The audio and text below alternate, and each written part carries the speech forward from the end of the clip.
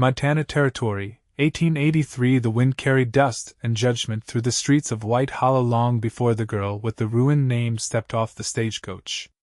Keziah Langley kept her chin high, though her palms were sweating through her gloves. The town hadn't changed much in the 6 years since she left. Same church steeple, same crooked hitching posts, same eyes watching from behind curtains. Only now, those eyes knew her name for all the wrong reasons. She walked past the Mercantile, where Mrs. Haddington's voice carried through the open window. "That's her, the one who ran off with a banker in Kansas City. Got caught in another man's hotel room not 6 months later. Shameful, really." Keziah said nothing. She had not run off with anyone. She had gone to care for her sick aunt and sent letters often, but someone had intercepted them. Someone had spoken lies. And by the time she made it back east to correct them, her name was already ash in the mouths of people who used to call her kind. She stepped into the sheriff's office, clutching a thin envelope. "Is Sheriff Danner still here?" A man looked up from his desk. Not Danner. Taller. Broad-shouldered. Clean-shaven but dusty from travel. His dark brown hair was tousled like he had just taken off a hat. He studied her with calm, unreadable eyes. "I'm afraid Sheriff Danner passed last winter," he said. "I'm the law here now.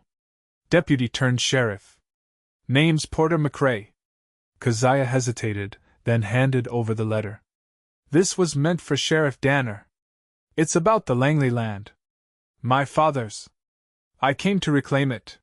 He opened it and read silently. Then looked at her again, slower this time. "You are Keziah Langley?" "I am," she said, standing straighter. He folded the letter, slid it into the desk drawer. "You've got a right to that land. But you should know, folks around here think I'm a harlot?" Her voice was steady. "Yes. I heard." Porter blinked once. "That what they're saying?" "That and worse." She pressed her hands together to keep them from shaking. "I did not run off with anyone. I took care of my aunt until she passed last spring. Someone lied. I mean to find out who." He nodded slowly. "You got somewhere to stay?" She shook her head. "I will sleep in the barn if I have to." He stood. "No, you won't." Then he grabbed his hat and opened the door. "Come on. I will take you up to your land.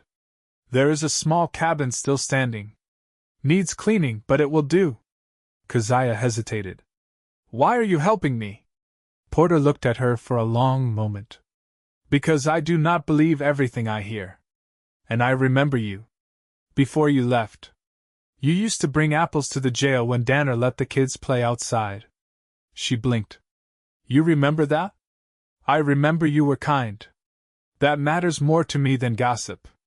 They rode out together on horseback, Keziah behind him on his spare mare. The land was 3 miles north, hills rolling soft and green, pine trees lining the edge of a streambed, and the cabin tucked beneath a cottonwood. It was dusty, but standing. Keziah stepped inside and touched the old stone hearth. "My father built this with his own hands." Porter leaned in the doorway. "You can stay here. I will bring supplies tomorrow. If anyone gives you trouble, you come find me." She turned, softening just slightly. "And if they say worse things than before? I will still believe the truth." That night, Keziah unpacked what little she owned: a Bible, 2 dresses, and the last letter her aunt ever wrote. Her hands shook as she folded the blanket on the cot, but she did not cry. She was done crying. The next morning, Porter returned with a sack of flour, a tin of beans, matches, and a hammer. "I do not need charity," she said, though her stomach growled. "Good," he said, handing her the sack. "Because this is not charity. It is a neighbor helping another. That is all." She took the sack quietly. "Thank you." He repaired the hinges on the door while she swept the floor. They worked in silence, but it was not heavy. It was the kind of silence that made space for breathing again. That evening, as the sun set across the hills, she stepped onto the porch and found him still there, seated on the steps, whittling a small piece of wood. You always carry a knife? She asked. Always, he said. What are you making? He held it up. A bird. Small and rough, but delicate in shape. For my niece, he said. She is 5. Name is Nellie. Lives with my sister down in Miles City. Keziah smiled, the first real smile since she stepped foot back in White Hollow. She is lucky. He looked up. No. I am. They sat quiet after that. The kind of quiet that felt like comfort. The next few days rumors stirred louder. A man from town showed up drunk, shouting filth toward the cabin. Porter arrived within minutes and ran him off with a look alone. After that, word spread that the new sheriff had taken a liking to the ruined Langley girl. Keziah confronted him on the 5th day. You keep showing up here. Fixing things. Running off trouble. Why? He met her eyes. Because I want to. Because I see you. And I know what it is like to be spoken about like you are not standing right there. Her breath caught. My pa ran off when I was 10. Folks said he was a thief. Said I would turn out the same. Took me 20 years to prove them wrong. She looked away, eyes stinging. I do not know how to fix it. My name. My place. You do not have to, he said softly. You just have to live. The truth will do the rest. She looked at him for a long time. Then nodded. That night, he stayed late helping her build a fence. Her hand grazed his once, and neither of them moved away. When he left, she watched him ride off, a strange warmth blooming in her chest. For the first time in years, Keziah Langley believed maybe her life was not over. And for the first time, she was not afraid of what came next. The rain came 2 nights after Porter fixed the fence, soft at first, then steady. It tapped on the cabin roof like a memory returning, and Keziah stood at the window, watching the drops blur the outline of the cottonwood. She hadn't known she missed the sound until it came back, rain on shingles, not canvas or tar paper. A home, not a stopover. In the morning, the ground was dark with moisture, and the air smelled clean, like pine needles and wet earth. She tied her hair back, rolled up her sleeves, and went to clear the smaller branches that had fallen in the storm. Her boots sank slightly in the soft ground as she worked, sleeves damp, fingers scratched. She welcomed the ache in her shoulders. Around midday, a wagon creaked its way up the rise. She saw the dark figure driving it before she heard the wheels. Porter, with a long canvas bundle laid across the seat beside him. She met him at the edge of the clearing, brushing her hands on her skirt. I didn't send word. He climbed down, lifting the bundle carefully. Didn't need to. Figured the storm might have brought down more than you could clear alone. Thought you could use this too. He unwrapped the canvas, revealing a second-hand scythe, its handle worn smooth, blade freshly honed. For the tall grass around the back. Keeps snakes off the steps. Keziah ran her hand along the handle. That's thoughtful. He shrugged. It was sitting in the back of the jailhouse, rusted up. I cleaned it. You didn't have to. Maybe not. But I wanted to. He looked past her toward the cabin. Roof held? Well enough. Smoke damps a little in the chimney, but it's warm. He nodded. I can climb up, check the flue. She hesitated, then stepped aside. You'll need the ladder. They worked without speaking much. Porter on the roof, Keziah pulling weeds from around the porch rail. When he came down, soot smudged his wrist and cheek. You've got. She reached up before she thought better of it, then paused, hand in the air. He didn't flinch. Go ahead. She wiped his cheek with the edge of her apron, eyes close to his for the first time. He smelled of cedar smoke and horsehair. She meant to step back after, but didn't. You always this steady? She asked. His jaw tightened slightly. No. I had a temper once. Bad one. What changed it? He looked down at his hands. I saw what it did to my older brother. He took to drink, and one night he didn't come back from the mine. I was 16. Decided I'd rather be quiet than buried. Keziah let that settle between them. I'm sorry. Don't be. He made his choices. I make mine. That night, she lit the fire early. The sky was already turning violet with dusk when he came back from tending his horse, asked if he could sit a while. She nodded. I made coffee. It's strong. He took the mug without comment and sat across from her on the cabin's one stool. She leaned against the wall, knees tucked to her chest. I've been thinking, he said after a long stretch of quiet. You're not safe here alone. Not with the way folks in town talk. Keziah looked at him, not startled, just waiting. I know you're strong. But words turn to worse when left to fester. And you've got land. That makes some men bold. Foolish. She set her mug down.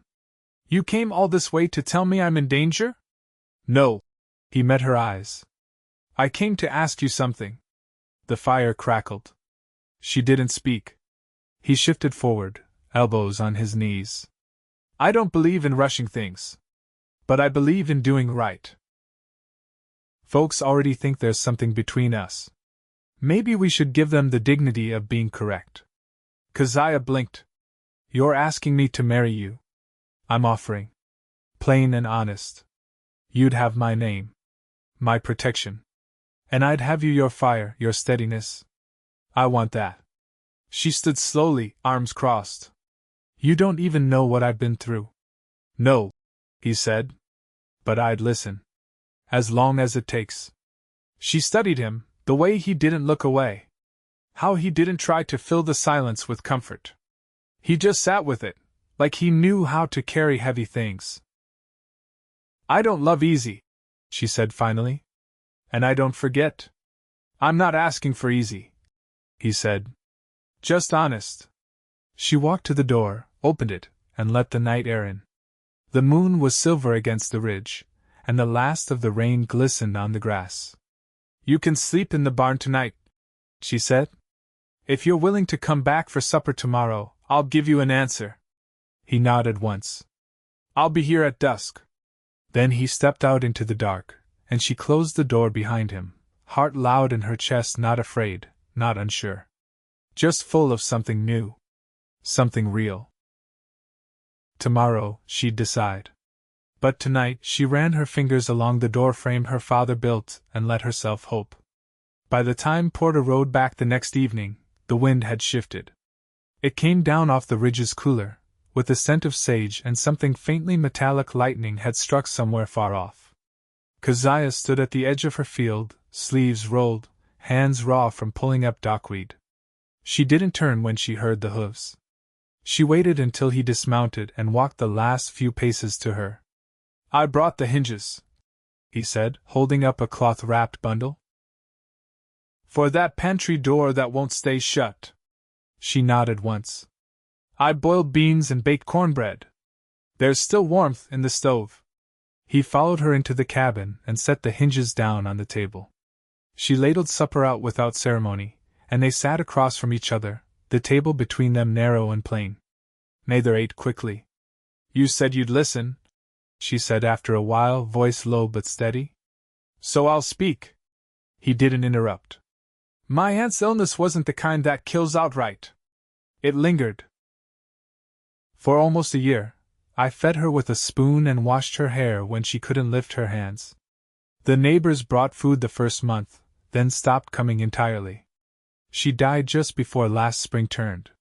She paused, the heat of the stove settling on her back. I sent letters home. Regularly. I asked for news.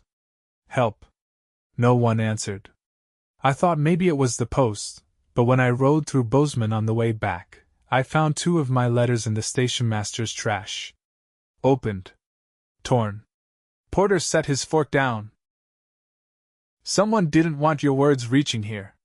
I suspect who, she said, not naming the woman. But I haven't decided what to do with the knowing. He looked at her for a moment, then said, You don't know vengeance. But you don't know silence either. She folded her hands in her lap. If I take your name, it won't clean mine. No, he said. But it'll give you a place to stand while you live the truth of it. The lantern light made shadows behind his jaw, turned the lines beside his mouth to something gentler than age. I've never shared a bed with a man, she said plainly. I don't expect roses or soft words. I've got neither, he said. But I'd bring water in the morning and let you sleep warm through winter. She stood then, walked to the hearth, and pressed her hand to the stone. You'd have to live here, she said. I won't move back into town, not with the way they look at me. I'd already counted on it, he replied. When she turned back, he was still sitting, posture unchanged. There's a preacher in White Hollow, she said. Still the same man. He buried my father. I'll ride there tomorrow, Porter said. Ask what day this week he's free. She nodded once, then took his plate and hers, carried them to the basin. There's a cot in the barn, she said. Blankets clean. He rose, took his hat from the peg near the door. I'll see you at first light. She listened to his boots on the porch, then the soft thud of him stepping into the grass. When the barn door creaked open, she finally exhaled. That night, she lay awake, eyes tracing the beams overhead. The wind had picked up again, and it moaned low through the trees like a lullaby with no words. At dawn, she found him already splitting kindling behind the barn. His shirt was damp at the collar, and the sky was just beginning to brighten at the edges. The preacher's free on Thursday, he said, pausing his swing. Said we can come just before his noon meal. She nodded. I'll wear the blue calico. My aunt left it to me. He glanced toward the cabin. Would you want someone there? As witness? No, she said. No one who'd want to come is worth having. They worked side by side after that. He repaired the pantry door. She scrubbed the stovepipe with lye and ash water. They didn't speak more than they needed to. On Thursday morning, she braided her hair tight and pinned it low. The blue calico fit snug at the waist but still buttoned straight. He wore a clean shirt and brushed his boots. They rode into town together, not saying much. The preacher was waiting on the chapel steps, wiping his spectacles with a square of linen. His wife handed Keziah a small bouquet of wild yarrow and clover before stepping back inside. They stood before the altar, hands joined. The preacher's words were brief.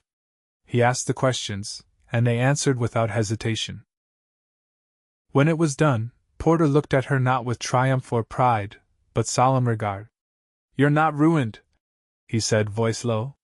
You're still standing. That's not ruin. That's proof. She touched his sleeve, fingers light. Then let's build something that lasts. He nodded once, then led her out by the hand. They didn't linger in town. He helped her onto the horse, then mounted behind. As they rode back, the sky opened wide above them, not cloudless, but clear enough for light. And for the first time in years she didn't feel watched. She felt seen. The first frost came early, leaving a thin white layer across the field behind the cabin. Keziah stood barefoot on the porch, arms wrapped around herself, watching the light stretch across the ridge. The trees had turned gold and copper in the last week, and the air smelled of wood smoke and drying sage. She'd never lived through a winter alone before, not truly, but she didn't feel alone now. Inside, the cabin was quiet except for the kettle beginning to rattle. Porter had left before sunup to ride east for supplies, hitching both horses and promising to return before the light was gone. She hadn't asked him to go. He'd simply kissed her cheek, tucked a folded list into his coat, and told her she'd find the rifle leaning by the door if she needed it. She spent the morning mending the hem on her second dress and boiling down sumac berries she'd gathered from the slope. By midday, the stew was simmering and the bread wrapped in the last clean cloth. She dragged the ladder out and patched a draft near the roofline with a strip of wool she'd cut from an old skirt. The wind picked up just past noon, carrying the scent of horses and far-off ash. She paused, hand on the ladder rung, and waited. No riders came. She set her jaw and finished the patch. By the time the sun dipped behind the tree-line, she had the table set and a lantern lit in the window. She didn't pace. She didn't worry aloud. But when hoofbeats finally came, she was already at the door. Porter stepped down from the saddle, his coat dusted with road grit, his left hand wrapped in a strip of muslin. Keziah's fingers tightened around the doorframe. What happened? He glanced down. Mule cart overturned on the pass. Help lift it. Caught a splinter thicker than my thumb. She reached for his arm, guiding him inside without another word. The bandage was crude, wrapped too loose. She fetched boiled water, vinegar, and a strip of linen she'd saved from her aunt's old petticoat. He sat at the table, quiet as she cleaned the wound. His jaw tensed once, but he didn't pull away. You should have waited for someone else to pass, she said. Was a woman and her boy, he replied. Didn't feel right riding by. She rinsed the cloth and pressed it firm. You'll want to soak this tonight. Can't have it festering. He nodded, watching her face more than her hands. You always this sure when tending wounds? No, she said. But I watched my aunt bury 3 fingers from a burn. Learn to act before it turns. She wrapped the fresh linen tight, tied it off, then stood back. You'll manage. He flexed his hand once, then let it rest on the table. You had a full day. I did what needed doing. I saw smoke out past the eastern hills on the ride back, he said. Could have been a homestead fire, or someone clearing brush.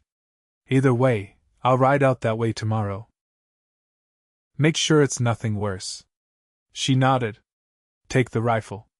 I will. They ate by lantern light.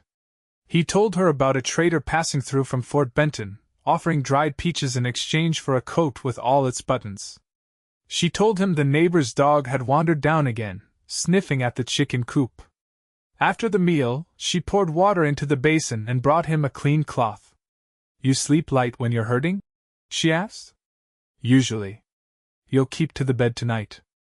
I'll take the cot. He looked at her, brow furrowed. No. She didn't argue. Just fetched the spare blanket and unrolled it by the hearth. He crouched beside her, careful with his injured hand. You don't have to keep distance. I'm not, she said. I'm giving space. There's trust between us now. I want it to stay earned. He sat back on his heels. I never took you for a woman who gives anything lightly. I'm not. He reached into his coat pocket and pulled out a small bundle wrapped in oilskin. Inside was a pair of bone-handled shears, old, but well cared for. Saw these in a saddlebag trade, he said. Figured you'd use them more than I would. She turned them over in her palm, surprised by the weight. They're sharp. They are. She didn't say thank you, but her hand lingered on his forearm a breath longer than needed. That night, the fire burned low, and the wind softened. She lay facing the hearth, listening to the steady rhythm of his breath behind her. The world outside the cabin could say what it liked, whisper, twist, invent, but in here, she knew what was real. When she woke just before dawn, the blanket had shifted, and his coat was tucked over her shoulders. She didn't move it. Just lay still, watching the light creep over the floorboards, and let herself feel safe. Not because she belonged to someone, but because someone had chosen to belong with her. And in that quiet, she let herself believe it was only the beginning. By late autumn, the last of the sunflowers had turned brown and bowed their heads, and the air held an edge that promised snow before long. Keziah sat on the porch steps with a tin of softened beeswax in her lap, rubbing it into the leather of Porter's work belt. She'd found it left on the nail by the door after his morning ride east to check on the smoke they'd seen days back. He hadn't said how far he'd go, only that he'd be back before nightfall. The sun slipped behind the ridge earlier now, and the days had taken on a hush, as if the land itself were bracing for the cold. She'd learned how to stack the wood so it dried quick, how to mix salt with lard for the meat they laid down, how to listen for the creak of weak boards before the frost turned them dangerous. When she heard the horses returning, she stood and brushed her skirts smooth. Porter rode up slower than usual, the mare's gait easy, not urgent. Behind him, a second mount carried a bundled shape across its back. Not supplies. He dismounted and untied the saddle pack. "Boy and his mother," he said. "The ones from the overturned cart. Their place burned down. Nothing left standing but one iron pot and a chimney stack. Where are they now?" "Safe with a cousin in Judith Crossing. I stayed long enough to help patch a roof." He handed her a small canvas sack. "They sent this. Said the boy wanted to repay you for the bandage cloth." She opened it carefully. Inside lay 3 smooth river stones, each painted with a different color of crushed berries. One bore the shape of a pine tree, another a bird with outstretched wings, and the third was marked only with a small red dot in the center. "He said it's a fire heart," Porter added. "Said it keeps warmth where it's most needed." She closed the sack slowly. "I'll keep it by the hearth." They didn't speak more as they unpacked the mare. She took the stones inside, placed them on the shelf near the stove, and stirred the stew she'd kept warming. That night they ate with the lamps unlit, letting the fire do the work. The wind pressed against the walls softly, like it had nowhere else to be. Porter leaned back in his chair, left hand resting on the edge of the table, the bandage gone now, skin healing clean but pink. "I've been thinking," he said, his voice quiet. She didn't look up from her bowl. "You've been doing that more lately. About building on the north side. Just a lean-to at first. Enough for tool storage. Maybe a smokehouse come spring." She set her spoon down. "That would keep the salt barrels from freezing. And if we clear the brush past the stream, there's space for goats. I reckon we could trade milk in town." She nodded slowly. "You've been thinking ahead." "I have," he said. "Because I want to stay." Keziah looked at him then, not startled, just soft around the eyes. "I wasn't planning to ask you not to." He reached across the table, hand open. She placed hers in it. "I never thought I'd want something quiet," she said. "But I do now. With you." He stood, still holding her hand, and drew her up with him. The fire caught the edges of his face, the lines at the corners of his eyes. There were calluses on his palm, but his touch was careful. "I want to build more than fences with you," he said. "Want to build a life. I'm not afraid of that anymore," she said. Then he kissed her, slow and warm, like there was time for everything. And there was. They shared the bed that night, not out of need, but because it felt like the only place either of them belonged. She curled against him, her cheek near the hollow of his throat, and he held her like something worth keeping. Snow came 2 weeks later, a soft curtain over the ridge that turned the cabin roof white and silenced the far-off fields. They kept warm with stacked wood, thick quilts, and the kind of laughter that comes easy when trust lives close. Keziah planted a garden in the spring beans, cabbage, and a row of marigolds her aunt had once said kept pests away. Porter built the lean-to, then added a bench out front without saying why, though she noticed he paused there every evening to watch the light fade from the trees. By summer, the hens laid steady and a neighbor brought them a goat kid in thanks for something Porter had done months ago. They named her Clover, and she followed Keziah around like a shadow. They didn't go into town much, but when they did, folks nodded instead of whispering. The preacher's wife sent a basket of preserves and a note wishing them well. Keziah never asked who had torn her letters. She no longer needed the answer. One morning, Porter came in from the barn with a wooden box tucked under his arm. He set it on the table between them and lifted the lid. Inside sat a carved bird, wings outstretched like it was about to lift off, its body smoothed with oil and care. "For you," he said. "So you know how I see you." She traced the edge of the wing. "You never needed to say it. Still wanted to." And she smiled not from relief, not from surprise, but from the deep, steady place where love had taken root. Years passed. The fence lines shifted with seasons, the goats multiplied, and a second cabin was raised nearby for visiting kin. But the porch stayed the same, and so did the way they looked at each other come dusk. They grew older with grace, never apart. And in that quiet stretch of land, with wind in the cottonwoods and fire in the hearth, Keziah and Porter lived the rest of their days not as people remade, but as a man and woman who had chosen each day, without falter, to stand together.